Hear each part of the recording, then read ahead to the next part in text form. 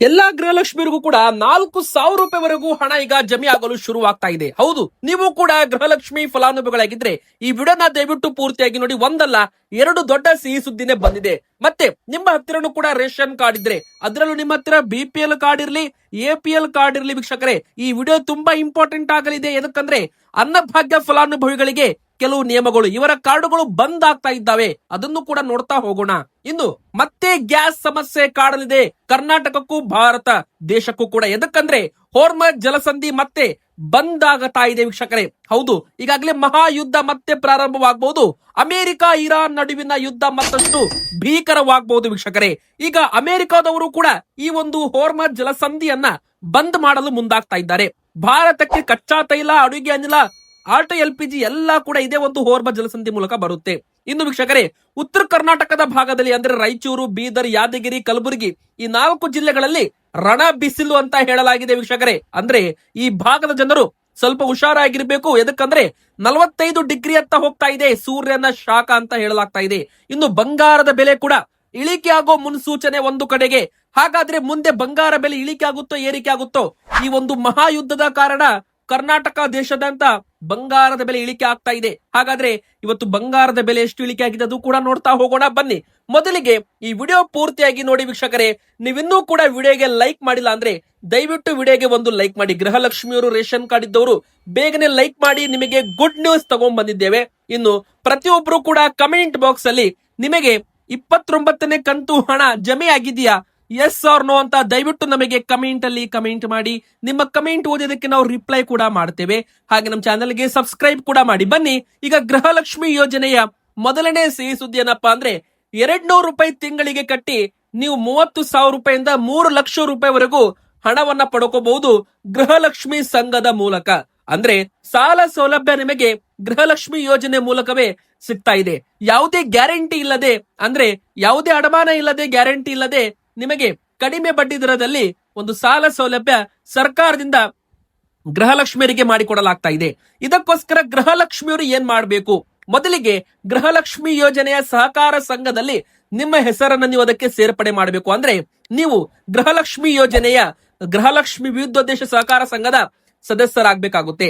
ಸದಸ್ಯರು ಆಗ್ಬೇಕಂದ್ರೆ ಮೊದಲಿಗೆ 1,250 ರೂಪಾಯಿ ಹಣವನ್ನ ನೀವು ಪಾವತಿ ಮಾಡಬೇಕು. ಅಂದ್ರೆ ಇಲ್ಲಿ ನೋಡಿ, 1,000 ರೂಪಾಯಿ ನಿಮ್ಮ ಹೆಸರಿನಲ್ಲಿ ಡೆಪಾಸಿಟ್ ಆಗಿ ಅಕೌಂಟ್ ಓಪನ್ ಆಗುತ್ತೆ. 250 ರೂಪಾಯಿ ಚಾರ್ಜಸ್ ಇರುತ್ತೆ ಅಂತ ಹೇಳಲಾಗಿದೆ. ಇನ್ನು ಪ್ರತಿ ತಿಂಗಳು ನೀವು ಗೃಹಲಕ್ಷ್ಮಿ ನಿಮ್ಮ ಒಂದು ಬ್ಯಾಂಕ್ ಅಲ್ಲಿ, ನಿಮ್ಮ ಸಂಘದಲ್ಲಿ 200 ರೂಪಾಯಿ ಹಣವನ್ನ ಕಟ್ಟಬೇಕು. ಸರಾಸರಿ 6 ತಿಂಗಳ ಹಣವನ್ನ 200 ರೂಪಾಯಿ ನೀವು ಪ್ರತಿ ತಿಂಗಳು ಪಾವತಿ ಮಾಡಿದ್ರೆ 6 ತಿಂಗಳಲ್ಲಿ 1,200 ರೂಪಾಯಿ ಆಗುತ್ತೆ. ನಂತರ 7ನೇ ತಿಂಗಳು ಗೃಹಲಕ್ಷ್ಮಿ ಯೋಜನೆ ಮೂಲಕವೇ ನಿಮಗೆ 30,000 ರೂಪಾಯಿಂದ ಹಿಡಿದು 3 ಲಕ್ಷ ರೂಪಾಯಿವರೆಗೂ ಸಾಲ ಸೌಲಭ್ಯವನ್ನ ಮಾಡಿಕೊಡಲಾಗುತ್ತೆ. ಇದು ಯೋಜನೆ ಕೇವಲ ಗೃಹಲಕ್ಷ್ಮಿಯರಿಗೆ ಮಾತ್ರ ಅಂತ ಹೇಳಲಾಗಿದೆ. ವೀಕ್ಷಕರೇ, ಇದು ನಿಮಗೆ ಗೊತ್ತಿಲ್ಲ ಅಂದ್ರೆ ಗೃಹಲಕ್ಷ್ಮಿ ಅಂತ ಕಮೆಂಟ್ ಮಾಡಿ. ಮುಂದಿನ ಬರೋ ವಿಡಿಯೋದಲ್ಲಿ ಅಕೌಂಟ್ ಯಾವ ತರ ಓಪನ್ ಮಾಡಬೇಕು, ಎಲ್ಲಾ ಪ್ರೊಸೀಜರ್, ಯಾವೆಲ್ಲ ಡಾಕ್ಯುಮೆಂಟ್ಸ್ ಬೇಕು ಎಲ್ಲಾ ಕೂಡ ಮಾಹಿತಿ ಕೊಡಲಿದ್ದೇನೆ. ಇನ್ನು ಎರಡನೇದಾಗಿ ಗೃಹಲಕ್ಷ್ಮಿ ಯೋಜನೆಯ 28 ಕಂತು ಹಣ ನಿಮಗೆ ಈಗ ಜಮೆ ಆಗಿದ್ರೆ 29ನೇ ಕಂತು ಹಣ ಕೂಡ ಇದೇ ಒಂದು ವಾರದಲ್ಲಿ ಜಮೆ ಆಗುತ್ತೆ. ಈಗಾಗಲೇ ಕೆಲವೊಬ್ಬರಿಗೆ 29ನೇ ಕಂತು 2,000 ರೂಪಾಯಿ ಜಮೆ ಆಗಿದೆ. ಕೆಲವೊಬ್ಬರಿಗೆ ಇದೇ ತಿಂಗಳು 4,000 ರೂಪಾಯಿ ಜಮೆ ಆಗಿದೆ. 28, 29 ಎರಡು ಕಂತು ಡೈರೆಕ್ಟ್ ಆಗಿ 4,000 ರೂಪಾಯಿ, 2,000 ಎರಡು ಬಾರಿ ಜಮೆ ಆಗಿರುತ್ತೆ. ನೀವು ಕೂಡ ಒಮ್ಮೆ ಬಾರಿ ನಿಮ್ಮ ಬ್ಯಾಂಕ್ ಅಕೌಂಟ್ ಅನ್ನ ಚೆಕ್ ಮಾಡಿಕೊಳ್ಳಿ. ನಿಮಗೂ ಕೂಡ ಗೃಹಲಕ್ಷ್ಮಿ ಯೋಜನೆ ಹಣ 29ನೇ ಕಂತು ಹಣ ಬಂದಿರಬಹುದು. ಒಂದು ವೇಳೆ ಬಂದಿಲ್ಲ ಅಂದ್ರೆ ಇನ್ನು 5 ದಿನ ನೀವು ಕಾಯಬೇಕು. 20ನೇ ತಾರೀಕಿನವರೆಗೂ ಕಾಯಬೇಕು. ಇದಕ್ಕಂದ್ರೆ 8, 9ನೇ ತಾರೀಕಿಗೆ ಹಣ ರಿಲೀಸ್ ಆಗಿದೆ. 20ನೇ, 22ನೇ ತಾರೀಕಿನ ಒಳಗೆ ಪ್ರತಿಯೊಂದು ಅಕೌಂಟ್ಗೂ ಕೂಡ ಹಣ ಜಮೆ ಆಗೋ ನಿರೀಕ್ಷೆ ಇರುವಂತದ್ದು ವೀಕ್ಷಕರೇ. ಇನ್ನು ಎರಡನೇದಾಗಿ ನಿಮ್ಮ ಹತ್ತಿರ BPL ಕಾರ್ಡ್ ಇರ್ಲಿ, APL ಕಾರ್ಡ್ ಇರ್ಲಿ, ರೇಷನ್ ಕಾರ್ಡ್ ಇದ್ದ ಅನ್ನಭಾಗ್ಯ ಫಲಾನುಭವಿಗಳಿಗೂ ಕೂಡ ಭರ್ಜರಿ ಸಿಹಿ ಸುದ್ದಿ ಹಾಗೂ ಒಂದು ಹೊಸ ನಿಯಮ ಕೂಡ ಶುರುವಾಗ್ತಾ ಇದೆ. ಮೊದಲಿಗೆ ಹೊಸ ನಿಯಮದ ಪ್ರಕಾರ BPL ಕಾರ್ಡ್ಗಳು ಮತ್ತೆ ಬಂದ್ ಆಗ್ತಾ ಇದ್ದಾವೆ ವೀಕ್ಷಕರೇ. ಇಲ್ಲಿ ಯಾವ ನಿಯಮಗಳು ಜನರು ಮೀರಿರಬಾರ್ದು ಅಂದ್ರೆ, ಈಗ ನೋಡಿ, ನಿಮ್ಮ ಹತ್ತಿರ BPL ಕಾರ್ಡ್ ಇರುತ್ತೆ, ನೀವು ಅನ್ನಭಾಗ್ಯ ಫಲಾನುಭವಿಗಳಾಗಿರ್ತೀರಾ. ಆದ್ರೆ ನಮ್ಮ ಕರ್ನಾಟಕದಲ್ಲಿ ಈಗ ಮತ್ತೆ 14 ಲಕ್ಷ BPL ಕಾರ್ಡುಗಳು APL ಕಾರ್ಡ್ ಆಗಿ ವರ್ಗಾವಣೆ ಆಗ್ತಾ ಇದ್ದಾವೆ. ಹಂತ ಹಂತವಾಗಿ 14 ಲಕ್ಷ ಕಾರ್ಡುಗಳನ್ನ BPL ಇಂದ APL ಕಾರ್ಡ್ಗೆ ವರ್ಗಾವಣೆ ಮಾಡ್ತೀವಿ ಅಂತ ಅಧಿಕೃತವಾಗಿ ಘೋಷಣೆ ಮಾಡಲಾಗಿದೆ. ಹೌದು ವೀಕ್ಷಕರೇ, ಇದೇ ತಿಂಗಳಲ್ಲಿ ಮತ್ತೆ ಸಾವಿರಾರು ಲಕ್ಷಾಂತರ ಜನರು ತಮ್ಮ BPL ಕಾರ್ಡ್ ಅನ್ನ ಕಳೆದುಕೊಳ್ಳಲಿದ್ದಾರೆ ಅಂತ ಹೇಳಲಾಗಿದೆ. ನೀವು ಕೂಡ BPL ಕಾರ್ಡ್ ಹೊಂದಿದ್ರೆ ನಿಮಗೆ ಒಂದು ಎಚ್ಚರಿಕೆ ಗಂಟೆ. ಆದ್ರೆ ಬಡ ಜನರು ಯಾವುದೇ ಕಾರಣಕ್ಕೂ ಭಯ ಪಡೋದು ಬೇಡ. ಒಂದು ವೇಳೆ ಬಡ ಜನರ ಬಿಪಿಎಲ್ ಕಾರ್ಡು ಬೈ ಮಿಸ್ಟೇಕ್ ಆಗಿ ಎಪಿಎಲ್ ಕಾರ್ಡ್ಗೆ ವರ್ಗಾವಣೆ ಆದ್ರೆ ತಹಶೀಲ್ದಾರ್ ಆಫೀಸ್ಗೆ ಹೋಗಿ ನೀವು ಮತ್ತೊಮ್ಮೆ ಅರ್ಜಿ ಹಾಕಿದ್ರೆ ಅರ್ಜಿ ಚೆಕ್ ಮಾಡಿ ಮತ್ತೊಮ್ಮೆ ಬಿಪಿಎಲ್ ಕಾರ್ಡ್ ವಿತರಣೆ ಮಾಡ್ತೀವಿ ಅಂತ ಒಂದು ಭರವಸೆ ಕೂಡ ಕೊಟ್ಟಿದ್ದಾರೆ. ಕೇವಲ ಅನರ್ಹರ ಬಿಪಿಎಲ್ ಕಾರ್ಡ್ ಗಳನ್ನ ಮಾತ್ರ ರದ್ದು ಮಾಡ್ತಾ ಇದ್ದೀವಿ, ಬಂದ್ ಮಾಡ್ತಾ ಇದ್ದೀವಿ ಅಂತ ಹೇಳಿದ್ದಾರೆ.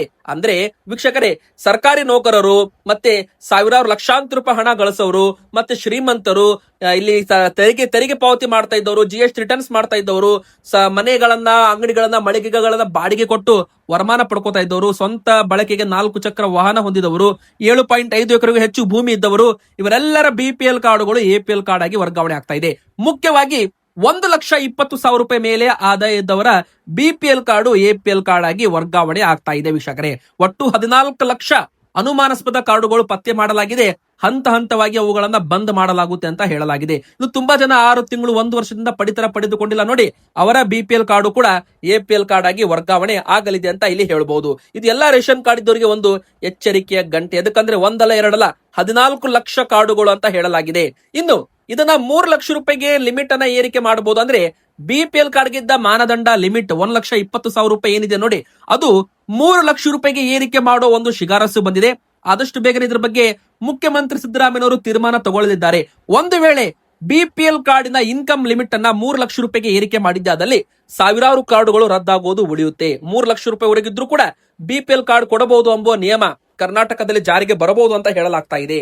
ಇನ್ನು ಮೂರನೇ ದೊಡ್ಡ ಬ್ರೇಕಿಂಗ್ ನ್ಯೂಸ್, ಗ್ಯಾಸ್ ಸಿಲಿಂಡರ್ ಇದ್ರೆ ಮಿತವಾಗಿ ಬಳಸಿ, ಅಂದ್ರೆ ನಿಯಮಿತವಾಗಿ ಬಳಸಬೇಕು, ಅಲ್ಪ ಸ್ವಲ್ಪ ಬಳಕೆ ಮಾಡಬೇಕು. ಎದಕ್ಕಂದ್ರೆ ಮುಂದಿನ ತಿಂಗಳು ಗ್ಯಾಸ್ ಸಿಲಿಂಡರ್ ಸಮಸ್ಯೆ ಇಡೀ ಭಾರತ ದೇಶಕ್ಕೆ ಭಾರಿ ಕಾಡಲಿದೆ. ಎದಕ್ಕಂದ್ರೆ ವೀಕ್ಷಕರೇ, ಯುದ್ಧ ಮುಗಿಯುತ್ತೆ, 14 ದಿನದ ಕದನ ವಿರಾಮ ಘೋಷಣೆ ಆಗಿದೆ. ಯುದ್ಧ ಈಗ ನಿಂತೇ ಬಿಡುತ್ತು ಅಂತ ನಾವೆಲ್ಲ ತಿಳ್ಕೊಂಡಿದ್ವಿ. ಆದ್ರೆ ಮತ್ತೆ ಎಲ್ಲ ಅಂದ್ಕೊಂಡಂತೆ ಉಲ್ಟಾನೇ ಆಗಿದೆ. ಅಮೆರಿಕ ಅಧ್ಯಕ್ಷ ಡೊನಾಲ್ಡ್ ಟ್ರಂಪ್ ಮತ್ತೆ ತಿರುಗಿ ಬಿದ್ದಿದ್ದಾರೆ. ಮತ್ತೆ ಇರಾನ್ ದೇಶದ ಮೇಲೆ ಅಟ್ಯಾಕ್ ಮಾಡುತ್ತೀವಿ ಅಂತ ಹೇಳಿದ್ದಾರೆ. ಹೋರ್ಮಜ್ ಜಲಸಂಧಿ ಓಪನ್ ಮಾಡಿ ಅಂತ ಹೇಳ್ತಾ ಇದ್ದ ಅಮೆರಿಕ ಈಗ ತಾನೂ ಕೂಡ ಬಂದ್ ಮಾಡ್ತೀನಿ. ಅಮೆರಿಕ ಈಗ ಮತ್ತೆ ಉಲ್ಟಾ ಹೊಡೆದಿದೆ ಅಂತಾನೂ ಕೂಡ ಇಲ್ಲಿ ಹೇಳಲಾಗ್ತಾ ಇದೆ ವೀಕ್ಷಕರೇ. ಹೋರ್ಮಜ್ ಬಂದ್ಗೆ ಟ್ರಂಪ್ ಆದೇಶ ಕೊಟ್ಟಿದ್ದಾನೆ. ತೈಲದ ಬೆಲೆ ಈಗ ಗಗನಕ್ಕೆ ಏರಿಕೆ ಆಗ್ತಾ ಇದೆ. ಬ್ಯಾರೆಲ್ಗೆ ಮತ್ತೆ $100 ಗಡಿ ದಾಟಿದೆ. ಕಚ್ಚಾ ತೈಲ ಬೆಲೆ ಎಲ್ಲ ಕೂಡ ಅಂದುಕೊಂಡಂತೆ ಉಲ್ಟಾ ಆಗಿದೆ ವೀಕ್ಷಕರೇ. ಜಲಸಂಧಿ ಒಳಗೆ ಬರೋ ಹಡಗುಗಳನ್ನ ನಾಶ ಮಾಡಿ ಹಾಕ್ತೀನಿ ಅಂತ ಇರಾನ್ಗೆ ಟ್ರಂಪ್ ಕಡು ಎಚ್ಚರಿಕೆಯನ್ನ ಕೊಟ್ಟಿದ್ದಾರೆ. ನೋಡಿ, ಮೊದಲು ಅಮೆರಿಕದವರು ಹೋರ್ಮಜ್ ಓಪನ್ ಮಾಡಿ ಅಂತ ಹೇಳಿದ್ರು. ನಂತರ ಏನಾಯ್ತು, ರಾಷ್ಟ್ರಗಳಿಗೆ ಮಾತ್ರ ನಾವು ಕೊಡ್ತೀವಿ ತೈಲ ಅಂತ ಇರಾನ್ ಅವರು ಹೇಳಿದ್ರು. ನಂತರ ಶಾಂತಿ ಮಾತುಕತೆ ಅಂತ ಪಾಕಿಸ್ತಾನಕ್ಕೆ ಎಲ್ಲಾ ಮಾತುಕತೆ ಮುಗಿತು, ಎಲ್ಲಾ ಮಾತುಕತೆ ವಿಫಲವಾಯ್ತು, ಎಲ್ಲಾ ಕೂಡ ಫೇಲ್ ಆಯ್ತು. ಈಗ ನೋಡಿ, ಇರಾನ್ ದೇಶದವರು ಕೂಡ ಹೋರ್ಮಜ್ ಜಲಸಂಧಿ ಮಿತ್ರ ರಾಷ್ಟ್ರಗಳಿಗೆ ಬಿಡುಗಡೆ ಮಾಡ್ತೀವಿ ಅಂತ ಹೇಳಿದ್ದಾರೆ. ಆದ್ರೆ ಅಮೆರಿಕ ಅಧ್ಯಕ್ಷ ಓಪನ್ ಮಾಡಿದ್ರೆ ಎಲ್ಲರಿಗೂ ಮಾಡಬೇಕು, ಇಲ್ಲ ಯಾರಿಗೂ ಕೂಡ ಮಾಡುವಂತಿಲ್ಲ ಅಂತ ಒಂದು ಹೊಸ ನಿಯಮವನ್ನ ತಯಾರು ಮಾಡ್ತಾ ಇದ್ದಾರೆ. ಹೀಗಾಗಿ ಈಗ ಇರಾನ್ ಬಳಿಯ ಹೋರ್ಮಜ್ ಇದೀಗ ಅಮೆರಿಕದವರು ಕೂಡ ಸೀಸ್ ಅನ್ನ ಮಾಡಿದ್ದಾರೆ. ಅಂದ್ರೆ ಆ ಒಂದು ಹೋರ್ಮಜ್ ಜಲಸಂಧಿ ಮೂಲಕವೇ ಭಾರತ ಸೇರಿದಂತೆ ವಿಶ್ವಕ್ಕೆ ತೈಲ ಸರಬರಾಜು ಆಗುತ್ತೆ. ಆ ಒಂದು ಭಾಗ ಬಂದ್ ಮಾಡಿದ್ರೆ ಕಚ್ಚಾ ತೈಲ ಬೆಲೆ ರಾಕೆಟ್ ರೀತಿ ಮೇಲೆ ಇರುತ್ತೆ ಅಂತಾನೆ ಹೇಳ್ಬಹುದು. ಇನ್ನು ಕಚ್ಚಾ ತೈಲ ಬೆಲೆ ಏರಿಕೆ ಆದ್ರೂ ಪರವಾಗಿಲ್ಲ, ಆದ್ರೆ ಕಚ್ಚಾ ತೈಲ ಪೂರೈಕೆ ಆಗ್ಲಿಲ್ಲ ಅಂದ್ರೆ ಭಾರತದ ಪರಿಸ್ಥಿತಿ ಮುಂದೇನು? ಅಂದ್ರೆ ಅಡುಗೆ ಅನಿಲ ಸಮಸ್ಯೆ ಕೂಡ ಈಗ ಶುರುವಾಗಿದೆ. ನಿಮಗೆಲ್ಲ ಗೊತ್ತೇ ಇದೆ. ಗ್ಯಾಸ್ ಸಿಲಿಂಡರ್ ಸಮಸ್ಯೆ ಮೊದಲೇ ಇದೆ. ಈಗ ಹೋರ್ಮಜ್ ಜಲಸಂಧಿ ಮೂಲಕ ಅಷ್ಟು ಇಷ್ಟು ಹಡಗುಗಳು ಬರ್ತಾ ಇತ್ತು. ಆದ್ರೆ ಅದು ಈಗ ಬಂದಾದ್ರೆ ಮುಂದೆ ಭಾರತಕ್ಕೆ ದೊಡ್ಡ ಸಮಸ್ಯೆನೇ ಆಗಲಿದೆ ಅಂತ ಹೇಳಲಾಗಿದೆ ವೀಕ್ಷಕರೇ. ಇನ್ನು ಬನ್ನಿ, 4ನೇದಾಗಿ ಕರ್ನಾಟಕದಲ್ಲಿ ಶಕ್ತಿ ಯೋಜನೆ ದುರ್ಬಳಕೆ ಆಗ್ತಾ ಇರೋದು ನಿಮಗೆಲ್ಲ ಗೊತ್ತಿದೆ. ಆದ್ರೆ ಈ ಬಾರಿ ಪ್ರಯಾಣಿಕರು ದುರ್ಬಳಕೆ ಬದಲಾಗಿ ಕಂಡಕ್ಟರ್ಗಳೇ ಹಣವನ್ನ ಲೂಟಿ ಮಾಡಿದ್ದಾರೆ. ಅಂದ್ರೆ ಏನ್ ಮಾಡಿದ್ದಾರೆ ಅಂದ್ರೆ ಕನ್ನಡ ಬಾರದ ಪುರುಷರ ಪ್ರಯಾಣಿಕರನ್ನ ಟಾರ್ಗೆಟ್ ಮಾಡಿದ್ದಾರೆ. ಶಕ್ತಿ ಯೋಜನೆಯ ಟಿಕೆಟ್ ಕೊಡೋದ್ರ ಮೂಲಕ ಅವರ ಅಕೌಂಟ್ಗೆ ಹಣವನ್ನ ಹಾಕಿಸಿಕೊಂಡಿದ್ದಾರೆ. ವೀಕ್ಷಕರೇ, ಬಿಎಂಟಿಸಿ ನಡೆಸುತ್ತಿರುವ ಶಕ್ತಿ ಯೋಜನೆ ಮಹಿಳೆಯರಿಗೆ ಉಚಿತ ಪ್ರಯಾಣ ಹೆಸರಿನಲ್ಲಿ ಕಂಡಕ್ಟರ್ಗಳೇ ಲಕ್ಷಾಂತರ ರೂಪಾಯಿ ಕಳ್ಳಾಟ ಮಾಡುತ್ತಿದ್ದ ದೊಡ್ಡ ಹಗರಣ ಬಯಲಾಗಿದೆ. ಅಂದ್ರೆ ಕನ್ನಡ ಬಾರದ ಪುರುಷ ಪ್ರಯಾಣಿಕರನ್ನ ಟಾರ್ಗೆಟ್ ಮಾಡೋದು, ಅವರಿಗೆ ಶಕ್ತಿ ಯೋಜನೆಯ ಉಚಿತ ಟಿಕೆಟ್ ಕೊಡೋದು, ನಂತರ ಹಣವನ್ನ ಅವರ ಸ್ವಂತ ಅಕೌಂಟ್ಗೆ UPIಗೆ QR ಕೋಡ್ ತೋರಿಸಿ ಹಣವನ್ನ ವಸೂಲಿ ಮಾಡ್ತಾ ಇದ್ರು. ಬಸ್ ಹೊರಡ್ತಾ ಇದ್ದಂತೆ ಈ ತರ ಮಾಡ್ತಾ ಇದ್ರು. ಹೀಗಾಗಿ ದೊಡ್ಡ ಒಂದು ಮೋಸ ನಡೆದಿದೆ. ಇದಕ್ಕೆಲ್ಲ ಬ್ರೇಕ್ ಬೀಳ್ಬೇಕಂದ್ರೆ ಶಕ್ತಿ ಸ್ಮಾರ್ಟ್ ಕಾರ್ಡ್ ಅಧಿಕೃತವಾಗಿ ವಿತರಣೆ ಆಗ್ಬೇಕು. ಅಂದ್ರೆ ಮಹಿಳೆಯರು ಆಧಾರ್ ಕಾರ್ಡ್ ತೋರಿಸಿ ಏನೀಗ ಫ್ರೀ ಆಗಿ ಪ್ರಯಾಣ ಮಾಡ್ತಾ ಇದ್ದಾರಲ್ಲ, ಆಧಾರ್ ಕಾರ್ಡ್ ಬದಲಾಗಿ ಶಕ್ತಿ ಸ್ಮಾರ್ಟ್ ಕಾರ್ಡ್ ಜೂನ್ ತಿಂಗಳ ಒಳಗೆ ವಿತರಣೆ ಮಾಡುವ ನಿರೀಕ್ಷೆ ಕೂಡ ಇಲ್ಲಿ ಇರುವಂತದ್ದು ವೀಕ್ಷಕರೇ. ಇನ್ನು ಕೊನೆಯದಾಗಿ ಬಂಗಾರ ಮತ್ತು ಬೆಳ್ಳಿ ಬೆಲೆ. ವೀಕ್ಷಕರೇ, ಒಂದು ಕಡೆಗೆ ಮಹಾಯುದ್ಧ ಮತ್ತೆ ಪ್ರಾರಂಭವಾದ್ರೆ, ಕಚ್ಚಾ ತೈಲ ಬೆಲೆ ಮತ್ತೆ ಏನಾದ್ರೂ ಹೆಚ್ಚಿಗೆ ರೇಟಿಗೆ ಏರಿಕೆ ಆದ್ರೆ ಇಲ್ಲಿ ಬಂಗಾರ ಬೆಲೆ ಭಾರಿ ಒಂದು ಇಳಿಕೆ ಆಗಲಿದೆ. ಯಾಕಂದ್ರೆ ನೋಡಿ ವೀಕ್ಷಕರೇ, ಯಾವಾಗ ಹೂಡಿಕೆದಾರರು ಸಾವಿರಾರು ಲಕ್ಷಾಂತರ ಕೋಟಿಯಲ್ಲಿ ಹೂಡಿಕೆ ಮಾಡ್ತಾರಲ್ಲ, ವಿದೇಶಿ ಬ್ಯಾಂಕ್ಗಳು, ಸೆಂಟ್ರಲ್ ಬ್ಯಾಂಕ್ಸ್ಗಳು, ಅವರು ಬಂಗಾರದಲ್ಲೂ ಕೂಡ ಟ್ರೇಡ್ ಮಾಡ್ತಾರೆ, ಕಚ್ಚಾ ತೈಲದಲ್ಲೂ ಕೂಡ ಟ್ರೇಡ್ ಮಾಡ್ತಾರೆ. ಈಗ ಕಚ್ಚಾ ತೈಲ ಬೆಲೆ ಏರಿಕೆ ಆಗುತ್ತೆ ಅಂತ ಎಲ್ಲರಿಗೂ ಗೊತ್ತಿದೆಯಲ್ಲ. ಸೊ ಅವರು ಹೂಡಿಕೆದಾರರು ಲಾಭ ಮಾಡ್ಬೇಕಲ್ಲ, ಅವರ ಹಣ ದುಡಿಬೇಕಲ್ಲ, ಹೀಗಾಗಿ ಅವರು ಕಚ್ಚಾ ತೈಲಕ್ಕೆ ಶಿಫ್ಟ್ ಆಗ್ತಾರೆ. ಕಚ್ಚಾ ತೈಲದಲ್ಲಿ ಮೂಮೆಂಟಮ್ ಬರುತ್ತೆ, ಅಲ್ಲಿ ಬೆಲೆ ಏರಿಕೆ ಆಗುತ್ತೆ. ಬಂಗಾರ ಬೆಳ್ಳಿ ಹಣ ಇಲ್ಲಿ ಒಂದು ಡಿಮ್ಯಾಂಡ್ ಕಡಿಮೆ ಆಗುತ್ತೆ. ಬಂಗಾರ ಬೆಳ್ಳಿಯನ್ನ ಮಾರಾಟ ಮಾಡಿ ಈ ಒಂದು ಸೆಲ್ಲಿಂಗ್ ಅನ್ನ ಮಾಡಿ ಕಚ್ಚಾ ತೈಲಕ್ಕೆ ಶಿಫ್ಟ್ ಆಗ್ತಾರೆ. ಇದರಿಂದ ಬಂಗಾರ ಬೆಳ್ಳಿ ಬೆಲೆ ಇಳಿಕೆ ಆಗುತ್ತೆ ಅಂತಾನೆ ಹೇಳ್ಬಹುದು. ಹಾಗಾದ್ರೆ ಇವತ್ತು ಬಂಗಾರದ ಬೆಲೆ ಎಷ್ಟಾಗಿದೆ ನೋಡಿ. ಇವತ್ತು 10 ಗ್ರಾಂ ಬಂಗಾರದ ಬೆಲೆ 24 ಕ್ಯಾರೆಟ್ 1,53,500 ರೂಪಾಯಿ ಇರುವಂತದ್ದು. ಇನ್ನು ಬೆಳ್ಳಿ 1 ಕೆಜಿಗೆ 2,55,000 ರೂಪಾಯಿ ಇರುವಂತದ್ದು. ಆದ್ರೆ ಮುಂದಿನ ಬರೋ ದಿನಗಳಲ್ಲಿ ಇದರದ್ದು ಬೆಲೆ ಈಗ ಇಳಿಕೆ ಆಗಲಿದೆ. ಈ ಒಂದು ತಿಂಗಳು ಅಂದ್ರೆ ಏಪ್ರಿಲ್ 30ನೇ ತಾರೀಕಿನ ಒಳಗೆ ಏನ್ ಬೇಕಾದ್ರೂ ಆಗ್ಬೋದು. ಮಾರ್ಕೆಟ್ ಕ್ರಾಶು ಆಗ್ಬೋದು ಅಥವಾ ಮಾರ್ಕೆಟ್ ಬೆಲೆ ಏರಿಕೆನೂ ಆಗ್ಬೋದು. ಎಲ್ಲ ಕೂಡ ಇಂಟರ್ನ್ಯಾಷನಲ್ ಮಾರ್ಕೆಟ್ ಮೇಲೆ ಡಿಪೆಂಡ್ ಆಗಿರುತ್ತೆ. ನಿಮ್ಮ ಪ್ರಕಾರ ಬಂಗಾರದ ಸರಿಯಾದ ಬೆಲೆ ಎಷ್ಟಾಗಬೇಕು ಕಮೆಂಟ್ ಮಾಡಿ. ವಿಡಿಯೋ ಇಷ್ಟ ಆದ್ರೆ ದಯವಿಟ್ಟು ಲೈಕ್ ಮಾಡಿ. ಚಾನಲ್ಗೆ ನೀವು ಸಬ್ಸ್ಕ್ರೈಬ್ ಆಗಿಲ್ಲ ಅಂದ್ರೆ ದಯವಿಟ್ಟು ಸಬ್ಸ್ಕ್ರೈಬ್ ಆಗಿ.